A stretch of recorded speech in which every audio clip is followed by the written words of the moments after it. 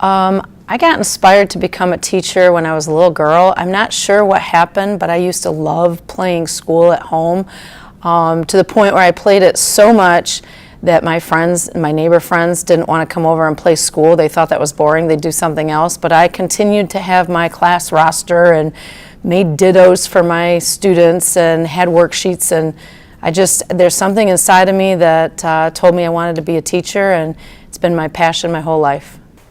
You know, I didn't really want to be a teacher until I was about halfway through college, and I spent a summer working at Washington, D.C., or in Washington, D.C. at Ford's Theater. I really liked the way people's faces lit up when they learned stuff, and that's when I went back to Michigan State, and I changed everything I was doing and decided to become a teacher. I had a lot of wonderful teachers growing up. My kindergarten teacher always did hands-on activities. My 5th grade teacher was wonderful. I was always very involved with teachers and school, and I had a lot of inspirational teachers who helped me value education. Honestly, I've wanted to be a teacher ever since I can remember. My mother taught elementary school before she had children, and so from a very young age I've had just somebody modeling the goal of education and working with young children and working with people.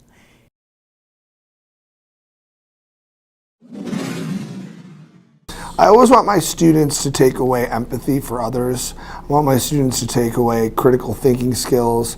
I want them to be better citizens in this planet. I want them to understand that they make a difference, that their actions both positively and negatively affect the world around them, and I want them to strive to make this planet a better world for their generation and future generations.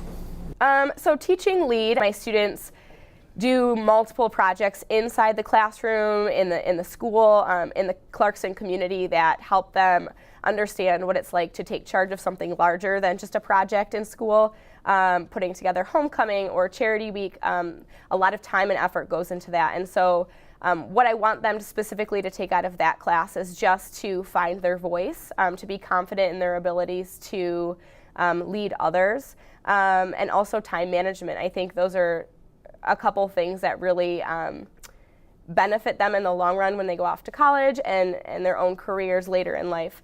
Ultimately, I would love for them to develop a passion of science the way that I do, but as long as they, took away those critical thinking skills and the problem-solving skills and good communication and being able to contribute, I would be very happy.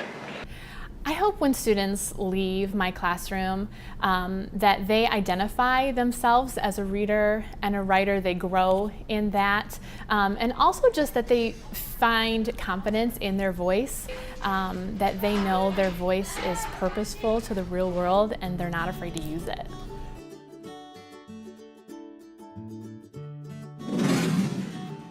I really learned something from my AP Bio teacher in high school, and it was to get to know the kids. He knew something about every kid, and he would ask us, and he still remembers those things. It's, for me, I'm gonna get more out of a kid by getting to know them than by the iron fist. Every kid can learn. I think that's the main takeaway. I think it's about with the right time and interactions, every kid can do it. It's not just going to come immediately to you necessarily, but you can, with a little bit of work ethic, put in a little time, ask a couple questions, ask your friends and neighbors in class some questions, ask the teacher a couple questions, and stick to it, persevere, that any kid can learn anything. My personal teaching philosophy is that students deserve to be challenged to meet their full potential. They should be risk takers, they should be able to communicate with each other, they should be thinkers. I try to design my lessons so that they're scaffolded to meet individual needs, but also are open to creativity and to express themselves. Teaching to me is mostly about building character. This day and age, we're in a world of informational technology. Things are at our fingertips. So I guess I feel like character education and skill building and being resourceful are going to be the keys to building successful kids. I want to know that Our students are reflective, they're good communicators. It's those soft skills that are going to allow them to be successful in the endeavors that they carry through.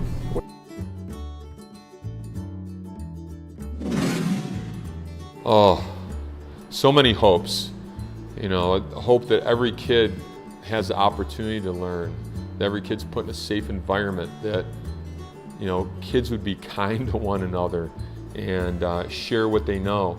It's more of a collaborative world than it was when I first started teaching. I would hope that we continue to be student focused and that kids can continue to have strong connections with their teachers and that we can meet the needs of all of our kids. You know, I really hope for the future of education that these kids come into school feeling safe from, you know, gun violence, bullying, you name it. It's not easy right now. I hope education in the future becomes more collaborative, more hands-on, and more focused on what kids need for the future.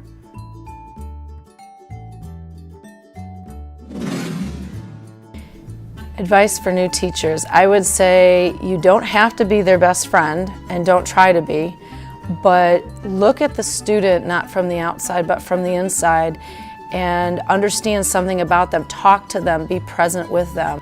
Stay positive, to get involved, to try out some new things, and to ask for help. I remember in college thinking so many things, and then my first years at Springfield Plains, the reality kind of set in. So take it in stride and realize you're going to have to find that balance between idealism and realism. And to do that, though, is just every day. Be reflective, but be forgiving of yourself. There are going to be ups and downs with teaching, but as far as I'm concerned, the ups are so worth it that you know, those down days where you just got to drag yourself to work and it's really tough to get going and you see the lack of motivation on kids' faces. Those days are going to be there, but if you stick it out and you keep working hard at your craft, you're going to see those things out of kids in the end. And to me, that's the payoff that's worth it in the end.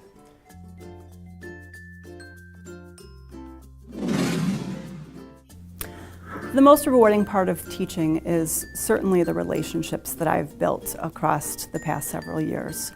I have many students that come to me on a daily basis for a hug or a visit, even if they're no longer in my classroom. I keep in touch with many former students on Facebook or email or have coffee with them, and so I really love to keep tabs on everyone that I've built relationships with across the years and to see how they're doing and to see what they're doing once they leave Clarkston.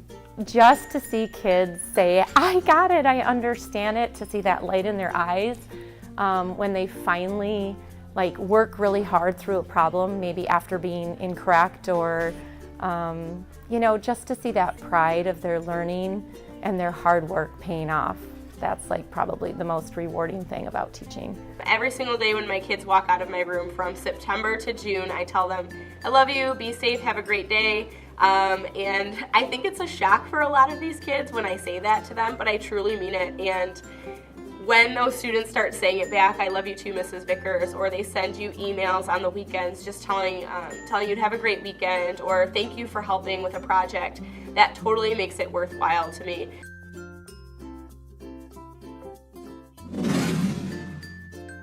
What makes Clarkston special to me is when I was hired here almost 12 years ago, this was the most welcoming, open place I could have ever hoped to find my career. I've been so blessed to have been here. This community is very supportive. We as the staff here at Clarkston Junior High has always been so supportive of me, mentoring me and providing me opportunities. And I can't, thank everyone here enough for all of that. It's definitely why I'm the teacher I am. I think a lot of it comes down to it's not just a school. This is a community. You got more going on around here and positive things going on around here than anywhere I know. Every person I talk to talks about Clarkston. We are this pinnacle spot, which is weird. And I really think it's the people here, the community here, make this place just an awesome, awesome area. Clarkston is a special place for me. I mean, I landed here, I taught for 4 years in a couple other districts, and then landed here in 2001, been here for about 20 years now, and it's just a special place because it's a nice balance. It's a balance of small town feel, but yet a big school where we can offer all the classes for all the kids. It's got a great balance of academics and athletics and arts. It's just a balance of all these things. I think the people that work here and people that live here, they're great. They're really trying their best on behalf of kids. People throw around the Clarkston family. It is kind of like a family. You've been here for a while, and you try to, and when new people come in, try to bring them in and try to do the best for every single kid and every single family and every single part of the community. It's a nice community to work in.